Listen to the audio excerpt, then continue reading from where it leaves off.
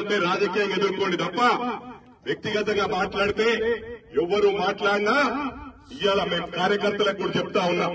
మొత్తం రాష్ట్రంలో, తెలంగాణ రాష్ట్రంలో వ్యక్తిగతంగా మన ముఖ్యమంత్రినన్నా ఎవరినన్నా ఇంట్లో గుసాయించుకుంటుండే అయితే కేసులు తట్టుకోలేము మనం. మేము ఉద్యమం చేస్తాం, మేము అన్నిటికీ తయారున్నామంటారు. ఎక్కడ ఇవాళ కుల సంఘాలు, ఉద్యోగ సంఘాలు, టీచర్లు అందరు కలిస్తే తెలంగాణ వచ్చింది. ఎంజాయ్ చేసేది మీ కుటుంబం. మీ ఇంట్లోకి ఒక్కరైనా పోయిర్రా?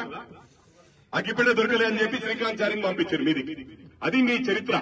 ఇవన్నీ కూడా ప్రజలు గమనిస్తా ఉన్నారు. కాబట్టి నేను ఇక్కడ క్యాడర్ కూడా చెప్తా ఉన్నా, ఎవరైనా వ్యక్తిగతంగా మాట్లాడితే వదిలిపెట్టకండి. మీరు భయపడితే అవసరమైతే నా మీద వేసుకుంటా కేసు. నా మీద 100 కేసులైనా నేను వెనుకగాను ఈ సిస్టాన్ని మార్పాలా, ఈ అవకాశ రాజకీయాలను మార్పు రావాలని చెప్పి కూడా ఈ సందర్భంగా తెలియజేస్తా ఉన్నా. మోహన్ నాయక్ అన్నకు మాటిస్తా ఉన్నా. మోహన్ నాయక్ అన్న పొద్దున మాట్లాడినప్పుడు నేను దాదాపు ½ అన్ అవర్ పట్టింది కన్విన్స్ చేయడానికి. కన్విన్స్ చేసాక అన్నాడు, నేను ప్రతి తాండా ఈ రోజు నువ్వు తిరిగి 17th నాడు పెద్ద ఎత్తున జాయిన్ అయితన్నా. ఈ రోజు నా ఒక్కొక్కరికి కండవా, నేనన్నా కండవా వేసి వెళ్తాము. వేసి వెళ్ళాక కాంగ్రెస్ తరఫున పోయి అందరు రిక్వెస్ట్ చేయండి, అన్ని తాండాలు ఏకం కావాలి.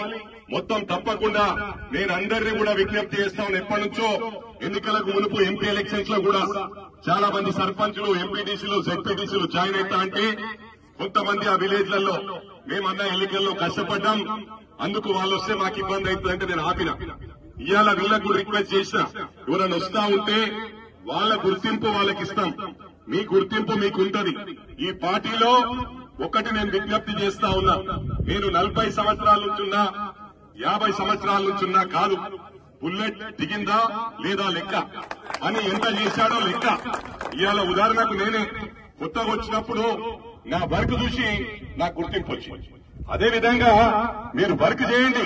రేపు మళ్ళా కాంగ్రెస్ మాతోనే వచ్చిందనే విధంగా ప్రతి ఒక్క కార్యకర్త కృషి చేయండి. మీకు అండగా ఉంటా. ఈ లోకల్ బాడీస్ లో మన సత్తా చాటుకోవాల్సిన అవసరం ఉంది.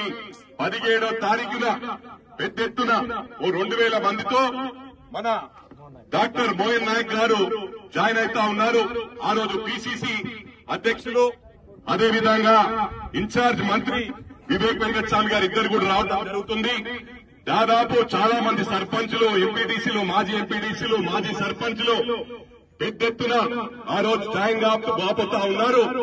ఆ రోజు కనీ విని ఎరగని స్థాయిలో మరి ఆ రోజు జాయినింగ్ ఉంటుందని చెప్పి కూడా ఈ సందర్భంగా తెలియజేస్తూ జై కాంగ్రెస్, రేవంత్ రెడ్డి గారి నాయకత్వం, మల్లికార్జున ఖార్గే గారి